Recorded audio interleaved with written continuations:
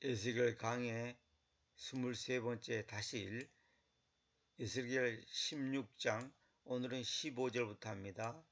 지난번에 14절에 이런 말했죠. 너의 유명이 너의 아름다움으로 인하여 이교도들 가운데로 나아갔다. 왜냐하면 그것이 내가 너에게 입혔었던 나의 걸맞음을 통하여 완전하였기 때문이다. 하나님이신 그 주님께서 말씀하신다. 이 걸맞다는 말은 뭐냐면 두 편을 견주어 볼 때 서로 어울릴 만큼 비슷하다. 그게 아주 잘 어울린다는 뜻이에요. 그러니까 너의 아름다움으로 인하여 이교도들 가운데로 갔다 이 말은 뭐예요? 내가 출세하고 잘나고 멋있고 돈 많고 유명해지니까 세상 사람들한테 간단 말이에요. 그런데 15절에 그러나 너는 너 자신의 아름다움 안에서 신뢰하였고 너의 유명 때문에 창녀로 놀았고 지나가는 각자에게 너의 간음들을 쏟아냈으니. 그러니까 하나님 앞에 복을 받아서 아름다웠단 말이야. 아름다웠다는 것은 뭐예요? 사람들한테 멋있게 보이는 부와 명예가 갖춰졌다는 거예요. 또 신앙적으로도 좋은 믿음을 가졌고. 그런데 너의 유명 때문에 창녀로 놀았고.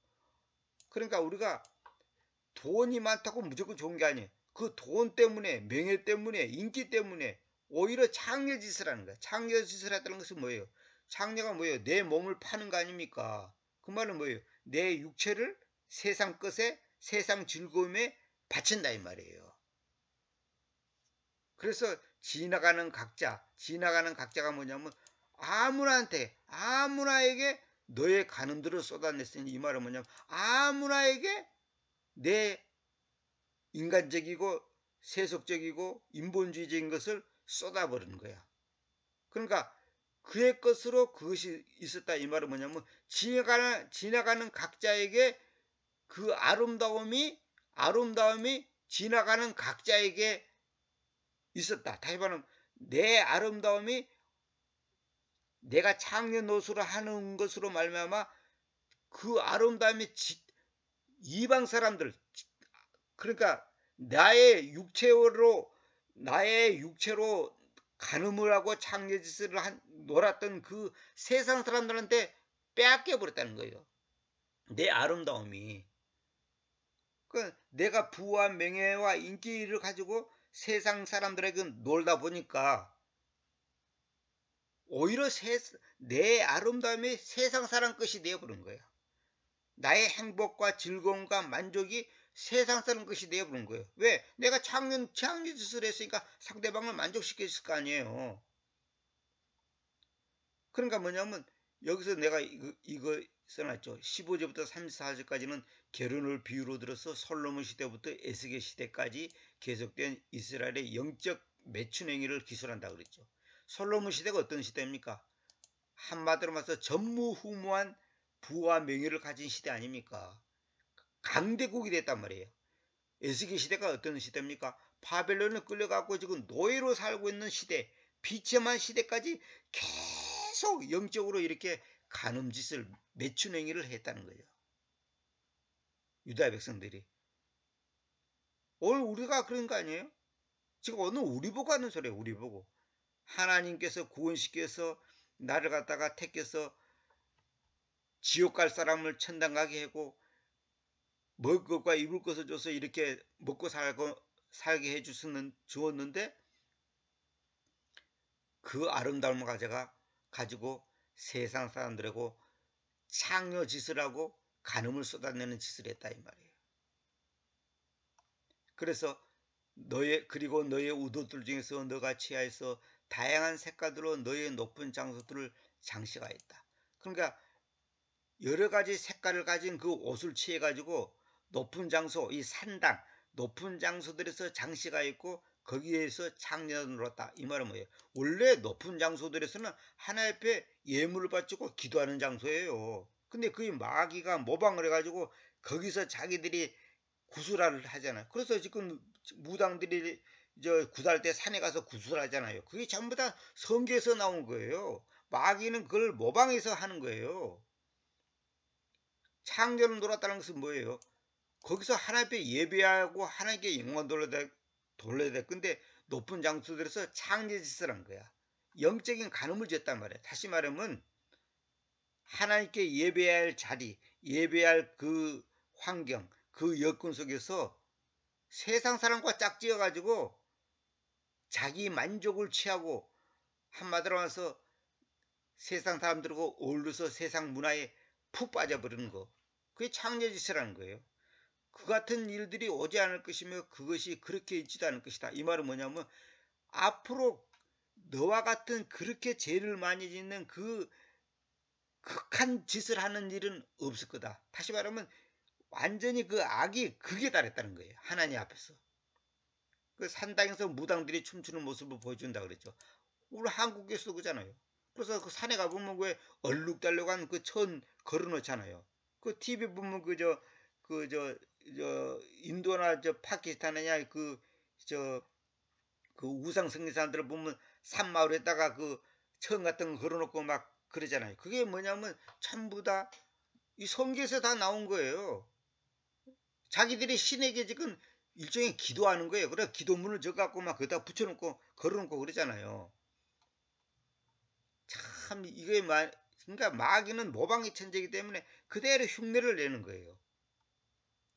너는 또한 내가 너에게 주었던 나의 금과 나의 은으로 만들어진 너의 멋진 폐물들을 취하여 왔으며 남자들의 형상을 너 자신에게 만들었고 그것들과 맺힌 행위를 범하였으며 나의 금과 은 다시 말하면 하나님이 주신 제물로 자기들을 갖다가 멋지게 꾸며가지고 남자들의 형상들을 너 자신에게 만들었다. 이 말은 뭐냐면 영적으로는 내가 지금 창녀거든. 창녀. 창녀가 남자들의 형상과 관계를 가져야 될 거 아닙니까? 쉽게 말해서 남자들. 그러니까 이거 뭐냐면 영적으로 봤을 때는 내가 창녀인데 남자들의 형상이라는 것은 뭐예요? 세상 사람들이 남자로 보이는 거야. 그러니까 세상 사람들, 세상 문화, 세상 철학, 세상 것은 남자로 보이는 거예요. 그러면 내가 창녀니까 창녀와 남자와 관계를 가져야 될 거 아니에요. 그러니까 남자들의 형상을 만들었다는 것은 뭐예요? 세상을 남자로 보는 거야. 남자. 나는 여자야. 그러니까 성경에서는 주님은 신랑, 우리는 신부잖아요. 그러니까 세상은 남자고 나는 창녀야. 나는 여자단 말이에요. 그러니까 창녀짓을 하려면 남자가 필요하잖아요.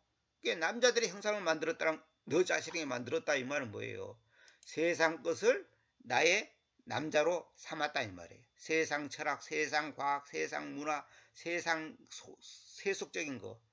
그래서 매춘행위를 범하였다. 매춘행위가 뭐예요? 돈 받고 못 파는 거 아닙니까?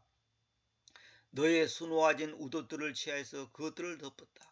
그러니까 여기서 수놓아진 우도들을 취하여서 그것들을 덮었다. 이 말은 뭐냐면 남자들의 형상을 덮었다 이 말이에요. 이 말은 뭐예요? 남자를 갖다가 남자와 그 결혼했다는 거죠. 남자를 받아들였다는 거죠. 그래서 너는 나의 기름과 나의 향을 그것들 앞에 차려놓아 왔다. 나의 기름과 나의 향이 뭡니까? 기도잖아. 영적인 기도. 하나님과의 그 은밀한 그 대화, 하나님과의 그 영적인 그 관계를 갖는 그 뭐랄까요, 주님과의 그 뭐랄까 깊은 관계, 그것이 나의 기름과 나의 향이잖아요. 그것들 앞에 차려놓았다. 그것들이 뭐냐면 남자들의 형상들 앞에 차려놓았다는 거예요. 그러니까 뭐냐면 하나님께 바쳐야 될 기름과 향을 남자들의 형상들에 대해 바쳤다 이 말이에요. 쉽게 말해서. 그러니까 지난번에도 내가 얘기했잖아요. 너의 수놓아진 우도들을 취해서 그들을 덮었다는 것은 뭐예요? 하나님께서 이스라엘을 신부로 받아들였는데 이스라엘은 남자들의 형상들을 신부로 받아들이는 영적 간음을 하였다는 거다. 그러니까 이스라엘은 남자들의 형상을 신부로 받아들였다는 거예요. 이게 얼마나 무서운 짓이냐고. 그래서 우도들을 덮었다, 그것들을 덮었다는 것은 뭐냐면 지난번에 8절에서 내가 얘기했잖아요. 룻기에 있는 내용을 갖고 얘기했잖아요. 보아주가 먹고 나서 그의 심장이 흥겨웠을 때에 그가 곡물의 무더기 끝에서 드러누로 갔다. 그러자 그녀가 부드럽게 와서 그의 발들을 드러내고 들어누웠다. 그러니까 룻이 근데 보아주가 갑자기 한밤중에 무슨 일이냐면 그 남자가 무서워서 자기 자신을 돌이켰다. 그런데 눈여겨보라, 그 여자가 그의 발들에 누워있다. 그래서 그가 말했다. 너는 누구냐? 그러자 그녀가 대답하였다. 나는 당신의 하녀 루시입니다. 그러므로 당신의 하녀 위로 당신의 치맛자락을 펴세요. 왜냐하면 당신이 가까운 친척 남자이기 때문입니다. 이 말은 뭐야? 나를 갖다가 당신의 여자로 삼아달라 이 말이에요. 이게 당신의 하녀 위로 당신의 치맛자락을 펴서, 이 말은 뭐냐면 유대인들의 지금 그 일종의 결혼 풍습이야. 그러니까 남자가 여자 위에다가 치맛자락을 팬다는 것은, 왜 여기서 당신의 치맛자락이 뭐냐면, 유대인들이 지금도 중동 사람들 그렇잖아요. 치마 같은 걸 입잖아. 요즘처럼 우리처럼 이리 바지를 입는 게 아니라 치맛자락 같은 걸 거치고 있잖아요. 치마를 입고 다녔다면 남자가 그 당시도 다, 지금도 유대인들은 그잖아요. 그 인도 같은 데도 그러잖아요. 남자들이 그 치마 같은 걸 걸치고 다니잖아요. 치맛자락을 펴라 이 말은 뭐냐면, 여기서 내가 말했잖아요. 여기 나오잖아요. 8절에 내가 너를 지나가서 너를 바라보았을 때 눈여겨보라, 너의 시간이 사랑의 시간이었다. 구애란단 말이야. 구애, 사랑을 구하는 시간이에요. 그래서 내가 나의 치맛자락을 너 위로 펴서 너의 벌거벗음을 덮었다. 그 말은 뭐예요? 우리의 죄를 덮어서 하나님께서는 우리를 신부로 받아들였다 이 말이에요. 내가 너에게로 맹세하시며 너와 함께 계약 안으로 들어갔다. 하나님이신 주님께서 말씀하신다. 그래서 너는 나의 것이 되었다. 하나님과 우리의 관계는 계약 관계예요. 결혼은 계약 관계라고. 그래서 사랑의 시간이라는 것은 결혼 정년기를 의미하고, 치맛자락을 내 위로 펴서 너의 벌거벗음을 덮었다는 것은 구의 행위. 다시 말하면 내가 너를 받아들인다 이 말이에요. 계약 안으로 들어갔다는 것은 시나이 산에서 10가지 명령, 10계명을 받았잖아요. 10가지 명령을 받았잖아요. 그러니까 시나이 산에서 신생민족과 계약을 맺는 것. 다시 말하면 비로소 하나님과 이스라엘이 부부 사이가 되는 거예요. 부부 사이. 하나님과 우리 사이가 뭐예요? 남편과 아내 사이가 된단 말이에요. 교회가 아내잖아요. 아내. 그러니까 주님은 신랑, 우리는 신부잖아요. 신랑 신부가 맺어지려면 계약을 해야죠. 계약이 뭐예요? 성경이죠. 성경. 그 대표적인 것은 10가지 명령. 그 10가지 명령 관계를 한다면, 근데 그 계약 관계가 깨지면 큰일 나는 거죠. 이제 그걸 말하는 겁니다. 이게 전부 다 영적으로 이게 다 깊은 뜻이 그렇게 있는 거예요. 그 다음에 그래서 또한 내가 너에게 주었던 나의 음식을, 곧 내가 너를 먹이었던 고운 가루와 기름과 꿀을 너는 심지어 향기로운 향기용으로 그것들 앞에 그것을 차려 놓았다. 그래서 이렇게 그것이 있었다. 하나님이신 그 주님께서 말씀합니다. 이 말은 뭐예요? 하나님이 주었던 그 음식을 남자들의 형상에다가 바쳤다 이 말이에요. 다시 말하면 뭐예요? 하나님이 나에게 주신 그 영적인 복을, 내가 너를 먹였던 고운 가루와 기름과 꿀을 너는 심지어 향기로운 향기용으로 그것들 앞에, 향기로운 향기는 이 기도를 말한 거거든. 그것들 앞에 그것을 차려놓았다. 그러니까 그 우상한테다가 기도를 했단 말이에요. 그 말은 뭐예요? 세상 사람한테다가, 세상 문화, 세상 철학에다가 내 마음을 바치는 거야. 그럼 내가 만족하고 기쁨을 누리기 위해서 하나님과 관계를 갖고 하나님과 교제를 해야 될 건데, 세상에다가 아부하고 아첨하고 세상 사람들한테 비위 맞추고, 내 직장, 내 지위, 내 인기를 보존하기 위해서 세상 사람들과 적당히 짝을 맞추고 입을 맞추고 같이 어울려주는 거. 그게 바로 영적인 간음이고, 향기로운 향기를 하나님께 드려야 될 건데 그것들 앞에 드렸다. 그것들. 그래서 이렇게 그것이 있었다. 하나님이신 주님께서 말씀하셨다. 이거 전부 다 영적인, 전부 상징적인 거예요. 성경은 내가 그 얘기 여러 번 했잖아요. 게다가 너는 너가 나에게로 나와왔던 너희 아들들과 너희 딸들을 취하여 왔으며 이들을 너는 개걸스럽게 먹어지도록 그것들에게로 희생드려 왔다. 내가 너에게로 낳아왔던 나의 아들들과 너의 딸들을. 그러니까 하나님께서 인간의 우리에게 주신 자녀들을 갖다가 이들을 너는 개걸스럽게 먹이도록 그것들에게 희생들었다.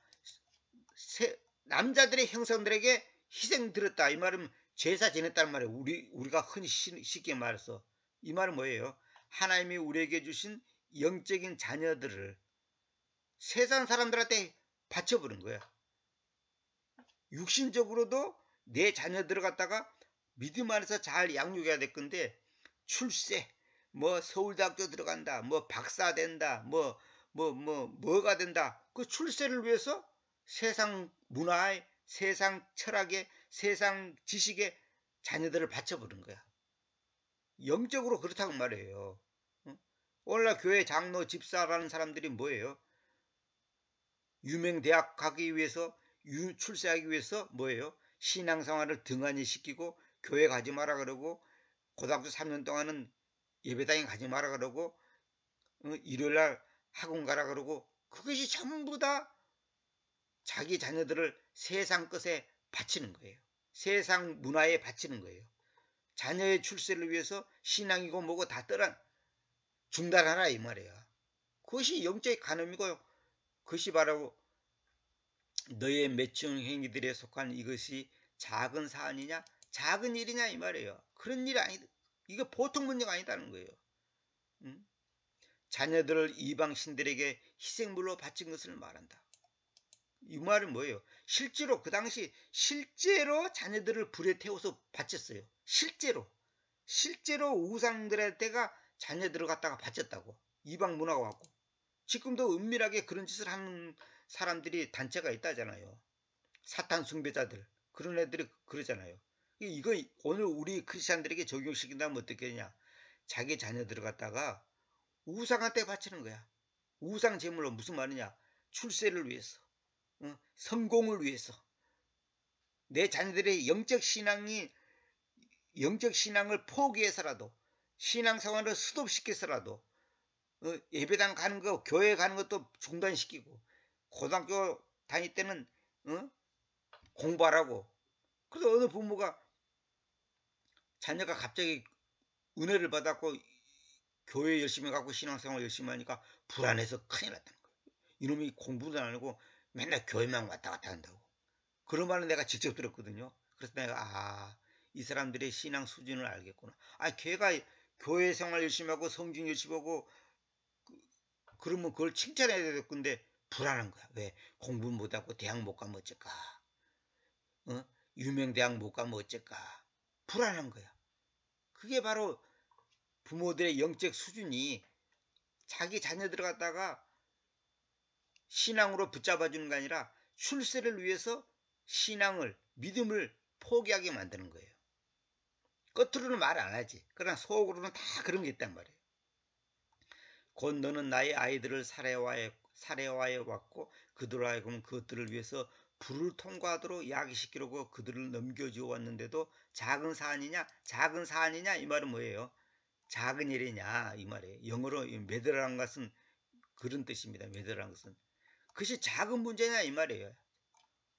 이 사안이 중대합니다 이렇게 표현하잖아요. 사안. 이거 작은 사안이냐 이거야. 이게 보통 문제가 아니다는 거죠. 자녀들을 죽이고 불에 태워 바치던 악습이 에스겔 시대에 다시 살아났다는 거예요. 상당히 포로로 잡혀갖고 있는 그 상황 속에서도 회개하고 하나님 앞에 항복하고 회개할 생각은 안 하고 자녀를 갖다가 불에 태워 바치는 그런 악습이 있었다는 거예요.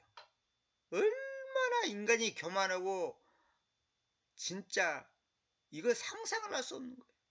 하나님 앞에 매를 맞으시면 울고불고 회개해야 될 건데 그 자녀를 갖다가 더 세상 것에 세상 출세를 위해서 채찍질 해가지고 그 불에 태워 바친 것이 뭐예요? 자녀의 영혼을 자녀의 생명을 마귀한테 바치는 거예요. 왜? 출세를 위해서.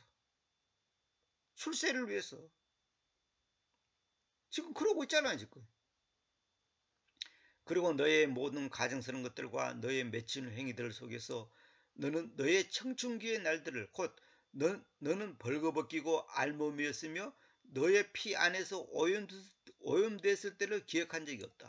그러니까 무슨 말이냐면 너의 매춘 행위들 속에서 이 말이냐 너가 세상 사람들한테 어울리면서 죄 짓고 있는 상황 속에서 너의 청춘기의 날들을 이 말은 뭐냐면 너가 벌거벗기고 알몸이었으며 너의 피 안에서 오염됐을 때 다시 말하면 우리가 세상 태어났을 때 벌거벗겨지고 알몸이었잖아요. 그리고 피투성이고 지저분했잖아요.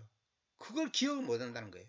다시 말하면 올챙이가 아니죠. 개구리가 올챙이 때 생각 못하듯이 우리가 죄악에 빠졌을 때 하나님이 나를 건져주셨고 우리를 갖다가 사람답게 살게끔 만들어줬는데 그걸 모르고 이제 와서는 하나님이 주신 그 복을 세상 것에 쏟아붓는 거예요. 세상 사람들과 어울리고 세상의 만족을 위해서 타협하고 야합하는 거예요. 그걸 말한 겁니다. 그래서 제가 어느 글을 보니까 참 은혜스러운 말을 써놨더라고요. 우리가 왜 알몸으로 태어났냐. 그러니까 하나님 외에는 아무것도 필요치 아무것도 없어도 살 수 있기 때문에 알몸으로 태어났다는 거예요. 이게 영적인 의미가 있다는 거예요. 그 다음에 우리가 죽을 때는 빈손으로 가잖아요. 그건 뭐예요? 우리가 죽을 때는 하나님 외에는 가지고 갈 게 없어. 주님 외에는 내가 주님 앞에 바칠 게 없는 거야. 주님 외에는 내가 주님 앞에 금덩이를 바칠 겁니까? 죽을 때? 내가 무슨 보석을 아니면 무슨 대통령 자리를 가지고 갈 겁니까? 빈손으로 왔다가 빈손으로 가잖아요. 이 말은 뭐예요? 하나님 외에는 하나님 없이 그러니까 하나님 외에는 아무것도 필요치 않다는 거예요. 하나님만 있으면 우리가 다 살아갈 수 있다는 거예요. 영적으로 봤을 때 이거 그런 의미가 있다는 거예요. 그래서 내가 그 글을 보고 상당히 의미가 있다 내가 그렇게 생각했습니다. 그러니까 무슨 말이냐? 알몸으로 왔다는 것은 하나님 한 분만으로 다 살 수 있다 이거예요. 만족할 수 있다 이 말이에요. 그다음 우리가 빈손으로 가고 우리가 다 결국은 알몸으로 가는 거 아니에요? 그 말은 뭐예요? 하나님 앞에는 뭘 가져갈 거예요? 하나님의 그 믿음, 주님의 믿음, 주님의 그 사랑만 갖고 가는 거예요. 아무것도 필요 없는 거예요. 이 땅에서 우리가 살 때 가지고 있던 모든 부귀영화, 모든 지혜 지식, 모든 명예, 죽을 때는 아무 필요 없어요. 그는 누구 마음에 따라 돈은 숫자에 불과한 거예요. 숫자에 불과한 거예요. 아무것도 아닌 거예요. 너의 피 안에서 오염됐단 말은 뭐예요? 우리가 죄악 가운데 있을 때. 그것을 기억을 못한다는 거야. 죄 가운데 있는 우리를 구원시키는데 맺힌 행위들 속에 빠져있을 때는 그걸 모르는 거야. 그래서 내가 이제 에베소서 2장을 제가 보겠습니다. 그리고 범법들과 죄들 안에서 죽어 있었던 여러분을 그분께서 소생시켜 오셨습니다. 뭐예요? 부활시켰다는 거예요. 그 속에서 과거에 여러분이 이 세상의 진로에 따라 공중의 능력의 군주 곧 지금 불순종의 아이들 안에서 일하는 그 영에 따라 걸어갔습니다. 그렇죠? 우리가 예수님 믿기 전에는 이 세상의 공중의 권세를 가지고 있는 그 사탄 마귀 그 영에 따라서 걸어갔다 이 말이에요. 그들 가운데서 또한 우리가 지나간 시간들 안에서는 우리의 육체의 욕망들 안에서 우리의 분명을 가지고 있었는데 육체의 갈망들과 생각의 갈망들을 성취시키면서 그리하였습니다. 그래서 본성에 의해서는 다른 자들과 똑같이 진노의 아이들이었습니다. 그렇죠. 우리가 다 옛날에 그렇게 했다는 거죠. 영적으로. 그러나 긍휼 안에서 부유하신 하나님께서는 그분께서 우리를 사랑하신 그분의 큰 사랑으로 인하여 우리가 죄들 안에 죽어 있었을 때조차 그리스도와 함께 우리를 소생시켜 오셨으며 은혜에 의해서 여러분이 구원받아 있으니 우리를 함께 일으켜 오셨고 그리스도 예수 안에서 하늘의 장소들 안에 우리를 함께 앉게 하여 오셨습니다. 한마디로 말해서 우리가 죄악 가운데 있어서 지옥 갈 수밖에 없는 우리를 구원시켜 가지고 하나님의 자녀로 삼았는데 우리의 현실은 어떠냐 이 말이에요. 참 에베소서 이 강의하면 진짜 기가 막힙니다. 에베소서가 엄청나게 수준 높은 책입니다. 물론 하나님의 말씀이 다 수준 높지만은 에베소서가 굉장히 수준 높은 책이거든요. 옛날에 에베소 내가 1장만 강의했죠. 간단히. 요거는 이제 2장입니다. 이는 오르는 시대들 안에서 그분께서 그리스도 예수를 통하여 우리를 향하신 그분의 친절 안에서 그분의 은혜에 대한 극도의 부를 보여주시는 것이었습니다. 그러니까 하나님께서 우리를 왜 구원시킨 줄 아십니까? 네 잘 먹고 잘 사다가 천당 가라고 구원시킨 게 아니에요. 오르는 시대들 안에서 그분께서 그리스도 예수를 통하여 우리를 향하신 그분의 친절 안에서 그분의 은혜에 대한 극도의 부, 그러니까 그분께서 우리에게 주신 그 은혜가 얼마나 큰가를 다른 사람들한테 보여주게 하기 위해서 우리를 구원시켜서 우리가 살게 하는 것이지, 네 잘 먹고 잘 살라고 한 게 아니다 이 말이에요. 그다음 디도서 보면 그들을 생각 안에 두어 군주권들과 능력들에게 정숙하도록 행정관들에게 순종하도록 갖가지 선한 일에 준비되도록 아무 사람에 대하여도 악담하지 마도록 말싸움쟁이들로 잊지 말고 다만 모든 사람들에게로 모든 온유함을 보여주면서 유순하도록 하십시오. 왜냐하면 우리가 친히 또한 일찍이 바보스럽고 불순종하며 속임당하였으며 다양한 욕망들과 유쾌함들을 섬기면서 앙심과 시기 속에서 살면서 미워하며 서로 미워하고 있었기 때문입니다. 그러나 사람을 향하여 우리의 구원자이신 하나님의 친절과 사랑이 나타난 후에, 그러니까 우리가 이렇게 못된 짓을 하고 살았는데 사람을 향하여 우리의 구원자이신 하나님의 사랑과 하나님의 친절과 사랑이 나타난 후에 우리가 행하였던 의로움의 일들에 의해서가 아니라 그분의 궁율에 따라 그분께서 우리를 제 세대의 시승과, 우리 개혁성에는 중생이라고 그랬잖아요. 중생이 아니고 제 세대의 시승과, 그럼 그 말은 뭐냐면 새로운 세대의 시승과 그 거룩한 수음에 새롭게 하심에 의해서 구원하셨습니다. 여기서 중요한 것이 그 거룩한 수음, 이 홀리고스트가 얼마나 중요하다는 것을 내가 다시 한번 말씀드릴게요. 거룩한 숨이 뭡니까? 딴 말로 거룩한 영이잖아요. 근데 왜 숨이라 그랬냐? 이거 참 깊은 뜻이 있습니다. 내가 그 홀리고스트란 무엇인가 옛날에 여러 번 강의했잖아요. 숨님 그래도 되지만 이제 숨 그래도 됩니다. 왜냐하면 거룩한 영님 아니면 영 그렇게 해도 되듯이 거룩한 거룩한 숨이 뭡니까? 우리가 육체가 살려면 목숨을 살아야 돼. 목에다가 숨을 쉬어야 한단 말이에요. 숨을 못 쉬면 죽잖아요. 근데 우리가 영적으로 살려면 거룩한 숨을 쉬어야 돼. 거룩한 숨. 그것도 그 거룩한 숨. 하나님의 숨을 쉬어야 한다 이 말이에요. 그것이 바로 우리가 영적으로 활발하게 살아가는 힘이란 말이에요. 그러니까 거룩한 숨에 새롭게 하심에 의해서 구원하셨습니다. 그러니까 거룩한 숨을 쉬어야지 우리가 새로워지는 거예요. 그래서 구원하는 거예요. 우리가 구원받는 것은 뭐냐면 하나님이신 한 분이신 하나님께서 지금 잘 들어야 됩니다. 왜 아들을, 그러니까 하나님이 왜 아들의 모습으로 이렇게 왔냐? 원래 하나님은 한 분이잖아요. 근데 하나님이 아버지로서의 하나님과 아들로서의 하나님과 영으로서의 하나님이 있단 말이에요. 그럼 왜 이러냐? 아버지는 창조자단 말이에요. 창조자. 쉽게 말해서. 아들은 뭐예요? 왜 하나님 자신이 아들로 이렇게 뭐랄까 확장됐냐? 그러니까 무슨 말이냐면 어떻게 표현이 안 되네. 그래서 공기가 하나인데 공기를 분리시킨다 이거야. 우리가 공기를 분리시킬 수 없잖아요. 근데 또 다른 그릇에다가 이걸 나눌 수가 있어요. 또 다른 그릇에다가. 같은 그릇으로는 안 돼. 또 다른 그릇. 그러니까 같은 공기인데 다른 그릇에다가 분리시킬 수 있단 말이에요. 그 자체로는 분리가 안 돼. 그냥 그릇이 따로 있어야 돼. 그래서 육체를 입고 이 땅에 오시는 거예요. 그러니까 한 분이신 하나님이 아버지로서 아들로서 그 다음에 거룩한 영 혹은 거룩한 숨으로서 분리가 되는 거야. 그 분리가 돼서 우리에게 보여주는 것이 뭐냐면 말씀입니다. 말씀. 그러니까 하나님 자신이 확장되는 거야. 확장. 쉽게 말해서. 근데 하나님은 가능해.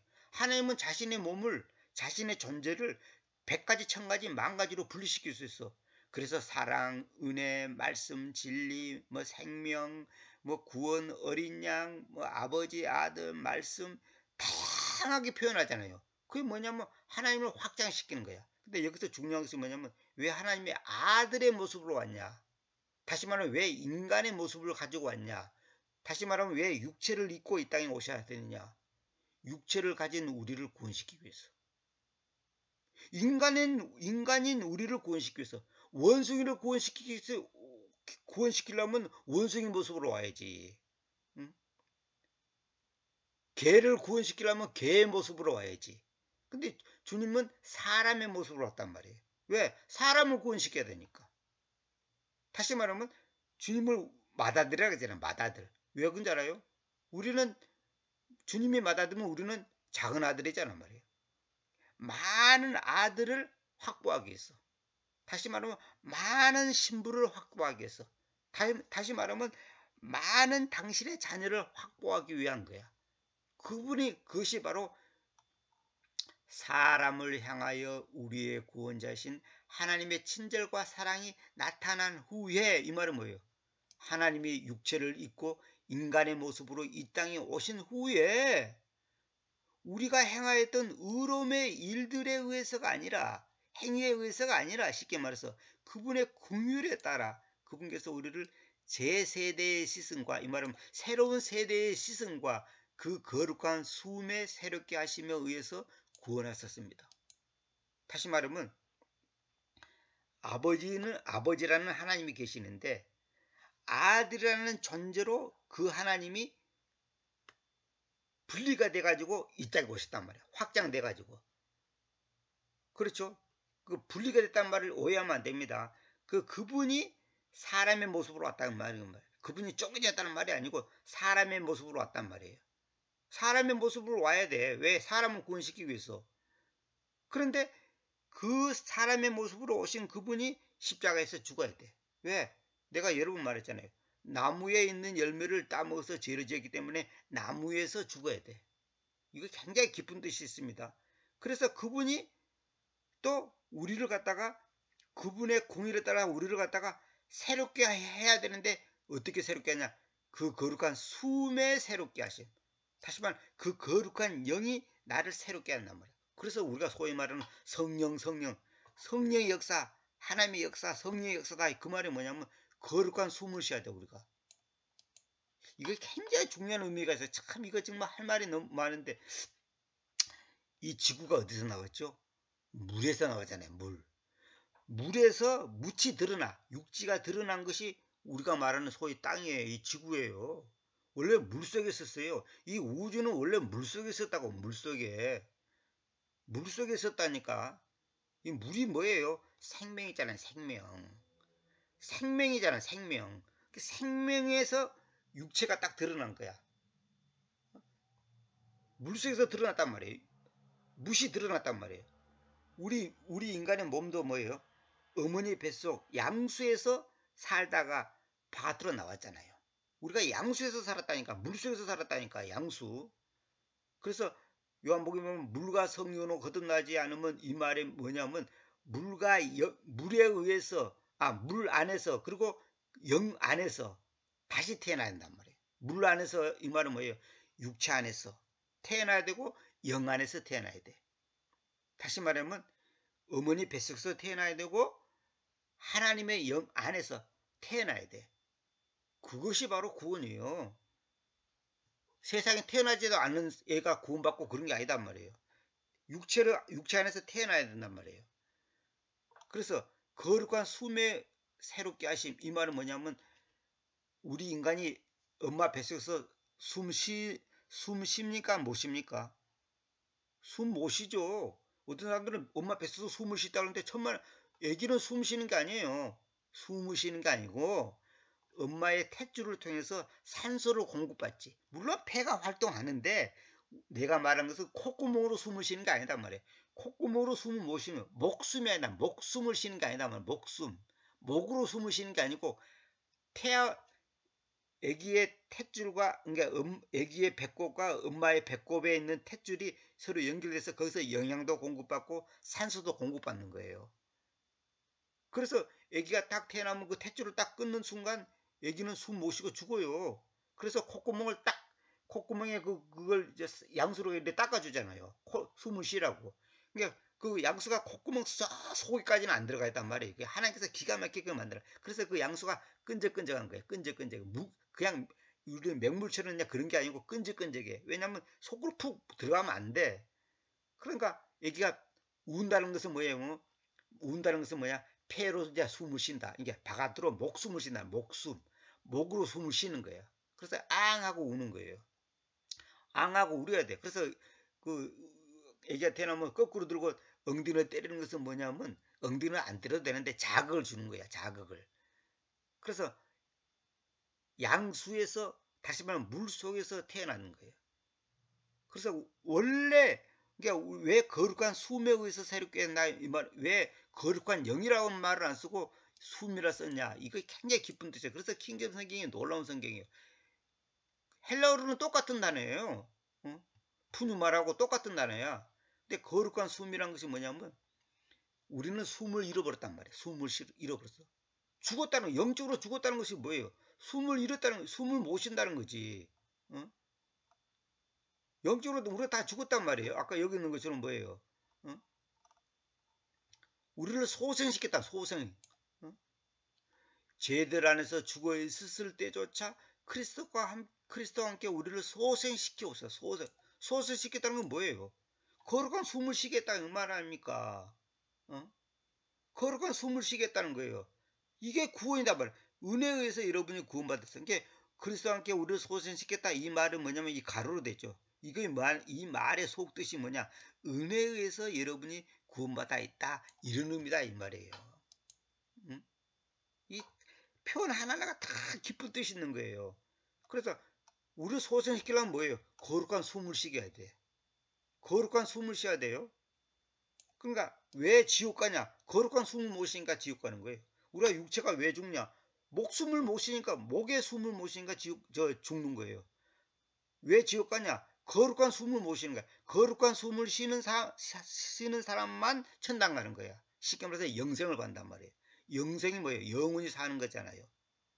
영원히 살려면 영원히 숨을 쉬어야지. 영원히 숨을 쉬는 게 뭐예요? 거룩한 숨을 쉬어야 한단 말이에요. 거룩한 숨이 나의 숨이 돼. 다시 말하면 하나님의 숨이 나의 숨이 되는 거야. 하나님의 영이 나의 영이 되는 거야. 하나님의 믿음이 나의 믿음이 되는 거야. 하나님의 구원이 나의 구원이 되는 거야. 하나님의 십자가가 나의 십자가가 되는 거야. 하나님의 죽음이 나의 죽음이 되는 거야. 하나님의 부활이 나의 부활이 되는 거예요. 그래서 그걸 보고 justify라고 그래. justify. 내가 그랬잖아. 의롭게 하심이 아니라 공정하게 하는 거야. 공정하게. 하나님의 의와 나의 의가 똑같아지는 거야. 하나님의 생명과 나의 생명, 하나님의 믿음과 나의 믿음, 하나님의 구원과 나의 구원 똑같아야 돼. 그래서 아들을 믿는 믿음이 아니라 아들의 믿음, 예수를 믿는 믿음이 아니라 예수의 믿음, 하나님을 믿는 믿음이 아니라 하나님 안에 있는 믿음, 피를 믿는 믿음이 아니라 피 안에 있는 믿음. 이게 전부 다 일맥상통하는 거예요. 진짜 지금 제가 얘기하는 거는요. 대한민국 신학교 100개 다녀도 이런 거 가르쳐주는 데 없어요. 다녀보세요 한번. 가르쳐주는 데가 있는지.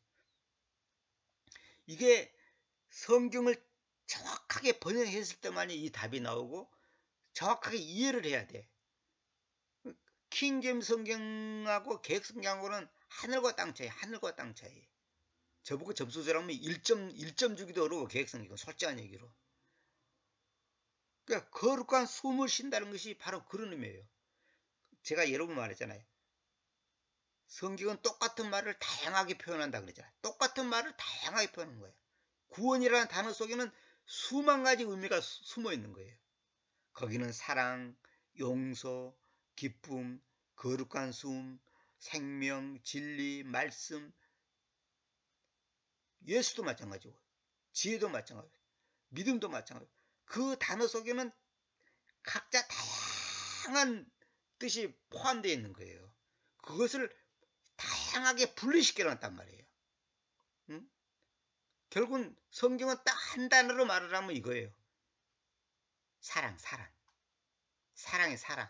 그러니까 하나님은 사랑이라고 그러잖아요. 사랑. 그러니까 우리가 하나님 앞에 갈 때 딱 한 가지만 갖고 가는 거예요. 사랑. 하나님의 사랑만 갖고 가는 거예요. 그 외에는 아무것도 필요 없어. 물론 그 사랑 안에는 믿음, 소망, 뭐 진리, 말씀, 예수 다 들어가 있는 거죠. 근데 그 사랑을 가장 극도로 표현한 것이 뭐냐면 십자가에 달리신 예수. 그 사랑을 극도로 표현한 최고의 표현이 십자가에 달리신 예수란 말이에요. 십자가가 뭐예요? 죽음. 죽어야 되는 거예요. 그래서 우리가 심내받는다 그러잖아요. 물속에 들어갔다 나오잖아요. 그게 뭐냐면 거룩한 숨을 회복했다는 것을 상징하는 거야. 쉽게 말해서. 물속에서 숨 쉬면서 살 수 있는 사람 있어요? 물속에서는 사람 죽어요. 숨 못 쉬어요. 그런데 물속에서 나왔다 이 말은 뭐냐면 숨을 못 쉬던 내 영이, 내 생명이, 나라는 존재가 숨을 쉬는 존재가 됐습니다. 그 숨이 어떤 숨이에요? 목숨이 아니라 거룩한 숨. 그래서 숨을 못 쉬던 내가 숨을 쉬는 존재가 되었습니다. 누구로 어떻게? 그분의 공일에 따라, 은혜에 따라, 우리의 의로움의 일들이 아니라 그분의 제세대랑 쓰면 새로운 세대의 시스템. 그 말은 뭐냐면 나라는 존재가 과거 세대는 어떻게 해요? 아까 이거 에피소드 있는 것처럼 어떻게 디도서도 있잖아요. 일찍이 바보스럽고 불순종하였으며 속임당했으며 다양한 욕망들과 유쾌함들을 섬기면서 앙심과 시기 속에서 살며 미워하며 서로 미워하고 있었다. 이런 존재를 새로운 세대로 살겠단 말이에요. 새로운 세대. 그리스도 예수를 통하여 우리를 향하신 그분의 친절 안에서 그분의 은혜에 대한 극도의 부를 보여주시는 것이었습니다. 참 진짜 기가 막힙니다. 말씀이 이거 하나하나 설명하려면 진짜 기가 막혀. 지금 내가 지금 40분 동안 얘기한 것 갖고도요. 저보고 앞으로 100년 설명하라도 설명할 수 있어요. 진짜예요. 이건 내가 지식이 많아서가 아니고 이 속에가 지금 성경이 그 기가 막힌 것이 다 압축되어 있단 말이에요. 이제 이렇게 생각하면 됩니다. 이게 무슨 뜻이냐면 우리 속에 세포가 있어 의사들 이제 과학자들 말로는 100조 개가 있다 그러잖아요. 물론 100조 개가 있는지 1000조 개가 있는지 뭐 언제 세바퀴서 말하는데 대충 자 어림잡아서 이제 100조 개라 한단 말이에요. 그러면 봐봐요. 세포 하나의 DNA 속에 하나 있잖아요. 나라는 존재가 들어가 있어요.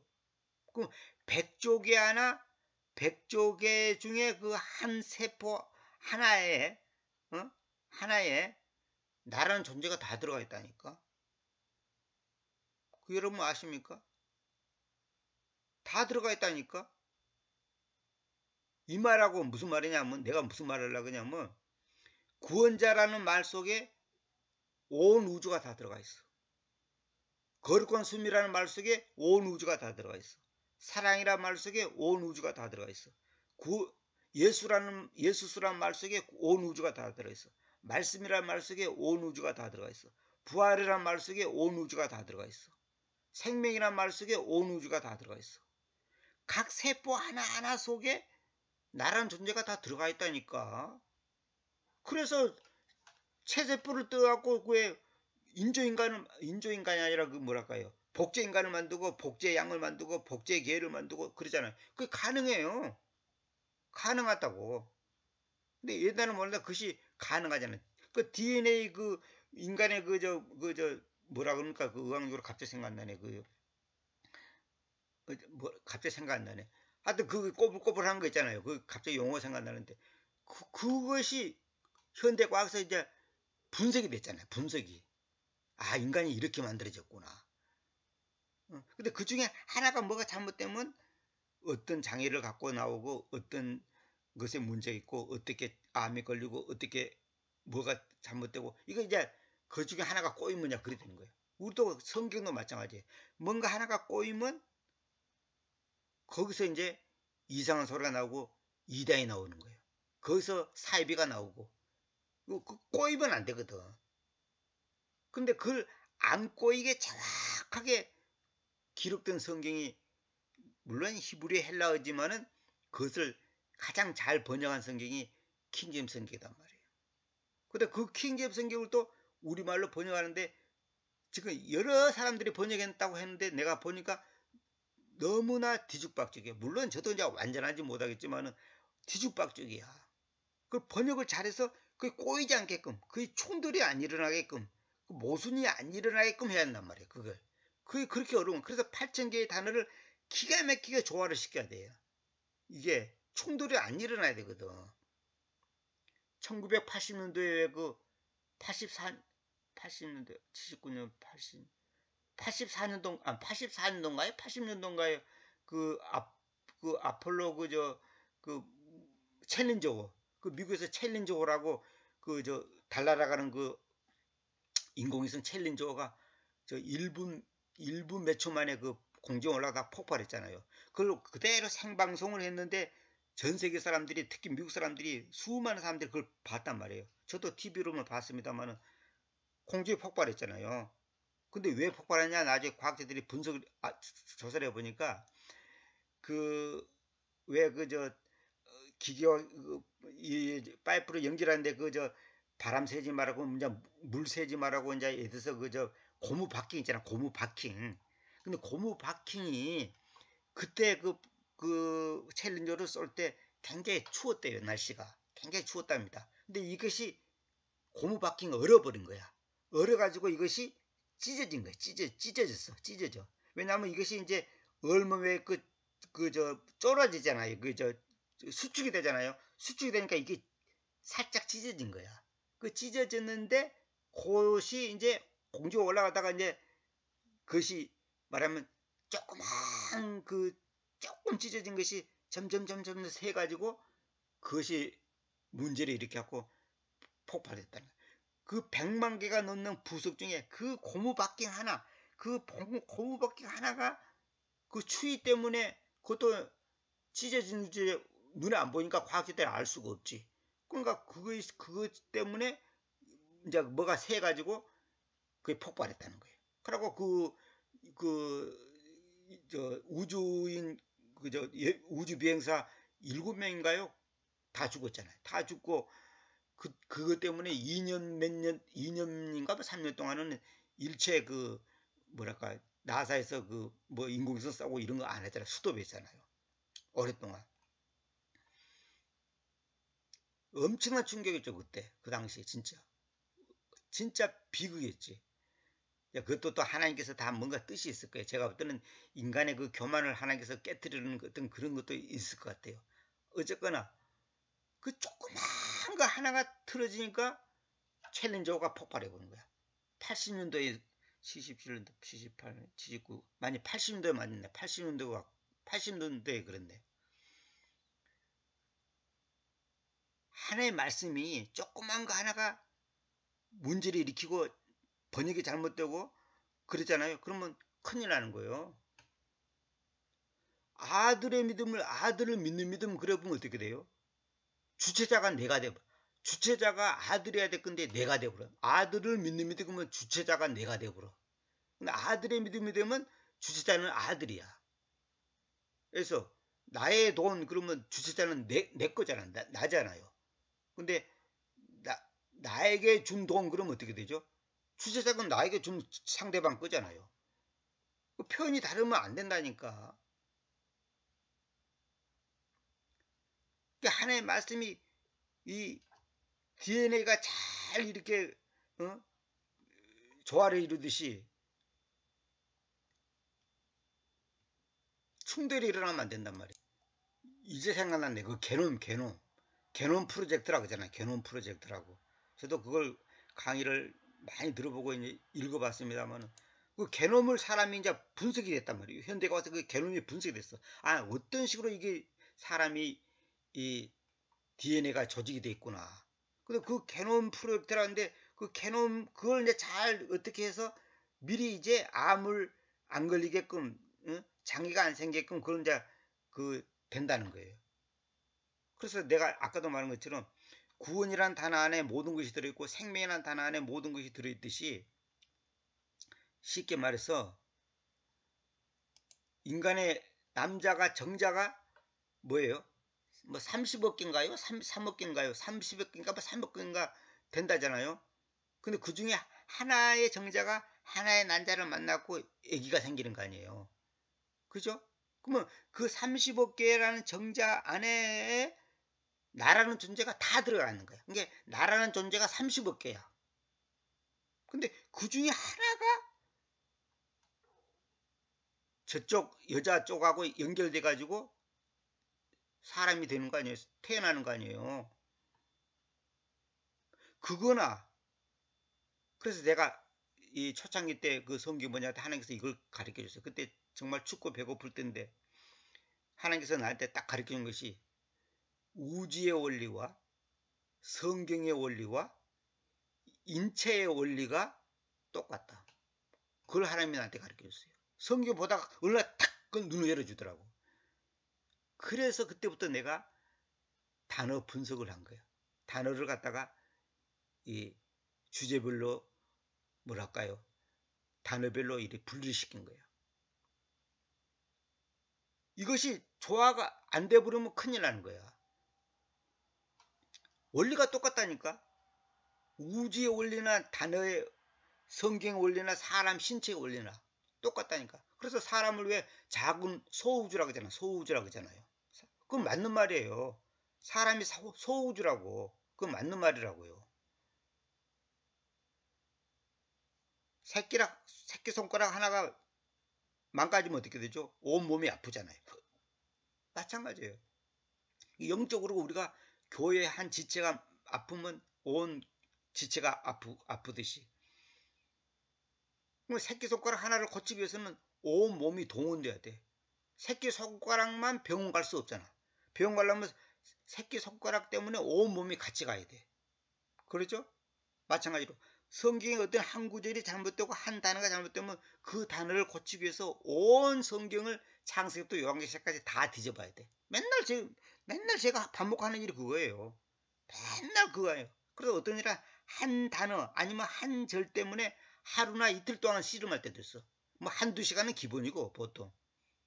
계속 분석을 해요. 근데 이걸 이렇게 맞추면 또 저거에 또 문제가 있고 저걸 또 이렇게 맞추면 또 요거에 문제가 있고 계속 분석하는 거예요. 하나님이 그걸 지금 30년 동안 나한테 시키고 30년 동안. 이 고충을 알아주는 사람이 누가 있을까? 아무튼 나는 지금 이 숨에 대해서 얘기하는 거예요. 숨. 거룩한 숨에 새롭게 하심. 숨님 그래도 됩니다. 하나님 그런 거 있잖아요. 거룩한 숨이 뭐냐? 하나님 자신을 우리 개인에게 역사하는 거야. 내가 그래서 숨이 뭐냐? 숨이 뭐냐? 하나님의 육체를 통과하는 거다. 우리가 숨을 쉰다는 것은 뭐예요? 산소가 폐 속에 쏙 들어가고 폐가 활동을 해야지 피를 전신에다 공급하잖아요. 폐가 활동 못하면 그냥 죽는 거예요, 사람은. 이게 거룩한 숨이 뭐냐? 하나님의 영이 내 육체를 통과하는 거야. 육체를. 그래서 내가 그 얘기잖아요. 하나님의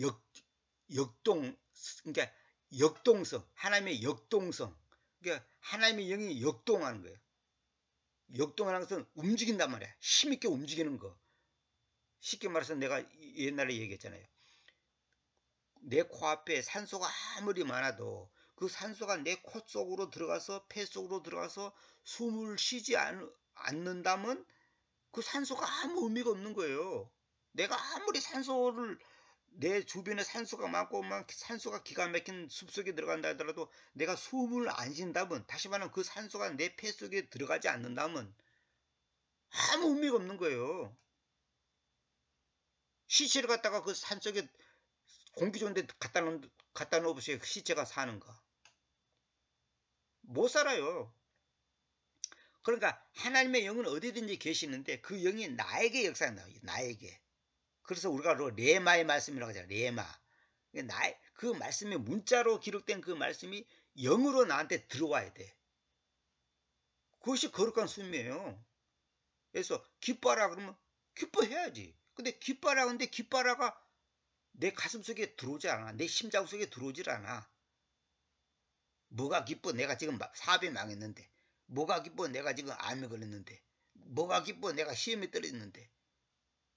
그 사람한테는 그 기뻐라는 말이 숨에 안 쉬지는 거야. 기뻐라? 놀고 자빠졌는데. 웃기고 있네. 뭐가 기뻐? 이런단 말이에요. 그럼 그 사람한테는 기뻐라는 말이 숨이 안 쉬지는 거야. 숨으로 안 오는 거야. 그죠? 근데 어떤 사람은 사업이 똑같이 망했는데 똑같이 암이 걸린데도 섬겨서 기뻐하라 그러니까 아 주여 감사합니다. 기뻐합니다. 감사라는 게 감사합니다.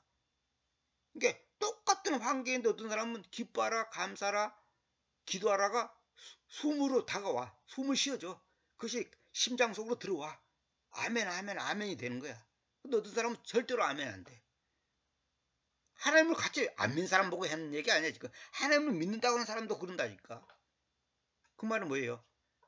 내한테 지금 문제가 있는 거지. 내 폐가 문제야. 봐봐요. 산소가 아무리 말해도 내 폐에 문제가 있으면 숨을 헐떡거리는 거예요. 아니면 뭐에서 뭐 충농증이 있다든지 아니면 뭐 목에 무슨 문제가 있다든지 하여튼 내 신체에 어떤 기관에 문제가 있기 때문에 숨이 안 쉬죠. 우리가 그렇잖아요. 얼음이 닥치면 아 숨을 못 쉬겠다. 아 답답하다. 아 지금 그냥 뭐랄까 그냥 막 숨이 안 쉰다 이런 표현을 쓰잖아요. 우리가 얼음을 닥치면 그게 뭐예요? 마음이 그만큼 지금 뭔가 이 뭐랄까 닫혀 있다는 소리 아니에요.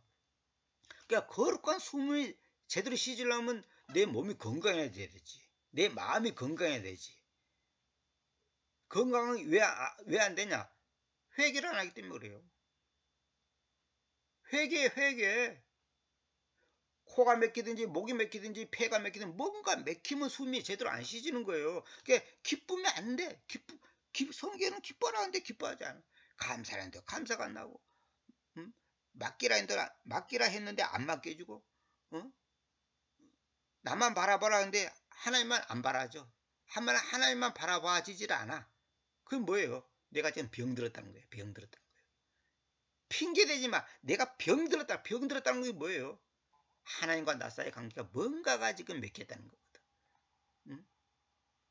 그게 뭐예요? 교만이에요. 교만. 욕심이에요. 다시 말하면 회개할 거리가 있다는 거예요. 지금. 회개할 거리가 있다는 소리예요. 그래서 어떤 분이 그러잖아요. 항상 날마다 항복하고 날마다 회개하는 거. 그것이 살 길이에요. 막히는 걸 뚫어야 될 거 아닌가, 막히는 걸. 그래서 사람이 숨을 못 쉬면 어떻게 되죠? 목에 목공 밑에 푹 들어간 데 있잖아요. 그 목 밑에. 거기를 뚫어가지고, 호수를 박아갖고, 호수를 폐 속으로 박아 여가지고, 뭐예요? 숨을 강제로 쉬게 하잖아요. 아니면, 이제 조금 그보다 나으면 콧구멍에다가 이제 그걸 산소 호흡기를 꼽아갖고 이제 숨을 쉬게 하잖아요. 숨을 잘 쉬어야 돼. 그 사람이 건강하다는 것은 숨을 잘 쉬는 거야. 숨을 잘못 쉬는 사람은 절대 건강한 사람이 아니에요. 내 친구가 요즘에 그 건강 때문에 숨을 잘 못 쉰다고 저보고 그 얘기 하더라고요. 내가 빨리 병원을 가봐야 한다고 그랬지. 그건 의학적인 그 이유가 있는 거지. 우리가 거룩한 숨을 못 쉰다.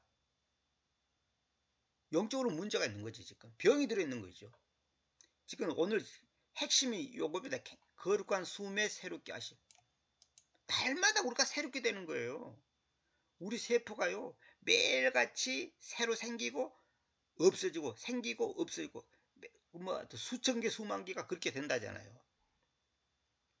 근데 그것이 새롭게 생기는 것보다도 없어지는 것이 더 많으면 이제 그게 늙는 거야.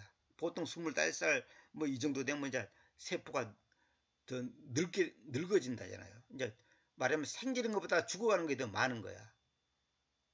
암이 왜 생기는지 아십니까? 암은요 모든 사람한테 다 있어요. 암세포는 의사들 말에 의하면 몇백 개에서 어떤 사람은 몇천 개 이렇게 생긴다잖아요. 근데 NK세포라고 내추럴 킬러라고 자연 그 암세포를 죽이는 걸보 면역력이야. 그 죽이는 세포가 있어. 그 암세포가 생기면 잡아먹어버려. 근데 면역력이 떨어지면 다시 말하면 NK세포가 힘이 없으면 어떻게 되죠? 암세포가 점점 쌓이는 거야. 500개, 1000개, 5만 개, 10만 개 이렇게 쌓여요. 그것이 이제 몇 년 지나면 1cm가 됐습니다. 2cm가 됐습니다 하는 거야. 그때 되면 이제 몸이 이상이 있고 사진 찍어보면 나오는 거야. 그러면 이제 암이 걸리는 거예요. 이제 그러면 우리가 매일같이 거룩한 숨에 새롭게 하심에 이거 계속 있어야 되는 거예요. 그래서 그 거룩한 숨을 그분께서 우리의 구원자이신 예수 그리스도를 통하여 넘치게 우리 위에 흘리셨습니다. 참, 이 표현이 기가 막혀. 거룩한 숨을 그분께서 우리의 구원자이신 예수 그리스도를 통하여 넘치게 우리 위에 흘리셨습니다. 이게 구원이에요. 넘치게 흘렸다는 거야. 그러니까 넘치게 감사하고 넘치게 기뻐하고 넘치게 기도해야 될 건데 우리는 뭐예요? 감사가 없어. 기쁨이 없어. 이거 영적으로 병들었다는 증거예요. 10만원 벌어야 될 건데 5만원 벌었다. 짜증낸다. 그건 진짜 너무너무 그거는 어리석은 짓이에요. 아니 만원도 못 버는 사람도 있는데. 응? 우리의 구원자신 예수 그리스도를 통하여 넘치게 우리 위에 흘리셨습니다. 무엇을? 거룩한 숨을 흘렸다는 거예요. 참 진짜 기가 막힌 말씀입니다. 이거 정말로.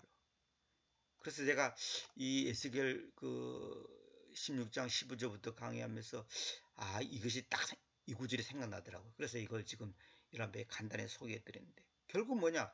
이스라엘 백성들이 왜 창녀 짓을 하고 왜 세속에 빠지고 그런 줄 아십니까? 거룩한 숨을 못 쉬는 거야. 응? 우리가 왜 세상 사람들한테 욕먹고 세속에 물들고 세상 문화에 젖어부른 줄 아십니까? 거룩한 숨을 못 쉬는 거야. 아주 못 쉬는 건 아니고 넘치게 쉬지는 못하는 거야. 왜? 거룩한 숨을 못 쉬게 하는 방해 요소가 내 안에 있단 말이에요. 교만, 욕심, 욕망, 게으름, 기타 등등. 근데 그것을 날마다 NK세포가 와서 잡아먹어야 돼. 면역력이 있어야 한단 말이에요. 그 면역력을 키우는 방법이 뭔지 알아요? 말씀을 읽고 기도하고 찬양하고 그것이 NK세포, 내추럴 킬러를 NK세포를 키우는 거야. 다시 말하면 면역력을 키운단 말이야. 면역력을 키우려면 뭐예요? 밥을 잘 먹어야 되고 휴식을 취해야 되고 영양가 있는 어떤 것을 먹어야 되고 그런 거 그게 다 면역력을 키우는 거 아니에요? 사람들이 인삼을 먹고 뭐 산삼을 먹고 무슨 뭐 장내삼을 먹고 그게 뭐예요? 면역력을 키우기 위해서 그런단 말이에요. 비타민 C를 먹고 뭐 이런 거 다 그게 면역력을 키우는 거거든. 우리가 저도 어렸을 때 그 폐렴이 걸렸는데 사실은 폐렴이 걸린지도 몰랐어요. 저는 폐렴이 아니라 저 폐병 아니 폐결에 걸렸더라고요. 저는 몰랐어요 그걸. 근데 나중에 이제 커서 알았지만 폐결핵에 걸렸는데 폐결핵이 왜 그런 줄 아십니까? 영양 부족이 일어나면 걸려요. 영양 부족이 일어나면 거룩한 성격. 옛날에는 폐결핵 환자가 굉장히 많았죠. 요즘에도 있지만 요즘에는 좀 적죠. 옛날에는 굉장히 많았어요. 조영규 목사 같은 경우도 폐결핵 걸렸잖아요. 옛날에 김창희 목사도 폐결핵 걸렸고 폐결핵 걸린 사람이 많아요. 그래서 내가 그랬어. 유명한 사람들은 폐결핵 걸린다는데 걸리던데 나도 유명해질란가 폐결핵 걸린 거 보니까 유명한 사람들 보면 폐결핵에 젊으실 때 말하거든. 많이 걸렸더라고. 옛날에 그저 동양의 무디라고 하는 그 성교계 그 한국의 무디라고 하는 성교계 이성봉 목사죠. 그분도 젊으실 때 폐결핵 걸려고 죽게 생겼다고. 죽게 생각하고 하나님을 일어났었지.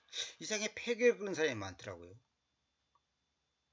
그래 나도 유명해질란가 폐결핵 걸린 거 보니까 폐결핵 걸려고 제가 다른 데 이제 병이 옮겨갖고 평생 고생했잖아요. 거룩한 이 거룩한 숨을 쉬어야 됩니다. 거룩한 숨을 쉬기 위해서는 이 숨을 방해하는 요소가 없어져야죠. 참 오늘 짤막한 시간에 이런 얘기 저런 얘기 많이 했는데 이거 너무 기뻐요. 지금 시간이 1시간이 넘어갔는데 사실 나는 한 30분 이내에 끝내려고 생각했어요. 솔직한 얘기로. 아까 내가 강의하다가 뭐 말 한마디 실수하는 바람에 내가 이제 그 강의를 다시 했는데 오늘 결론은 이거네요. 그 거룩한 숨을 그분께서 우리의 구원자신 예수 그리스도를 통하여 넘치게 우리 위에 흘리셨습니다. 근데 우리는 왜 넘치게 숨을 못 쉴까요? 넘치게 숨을 못 쉬는 요소가 방해하는 요소가 내 속에 있기 때문에 그런 거지. 오늘은 여기까지 하겠습니다.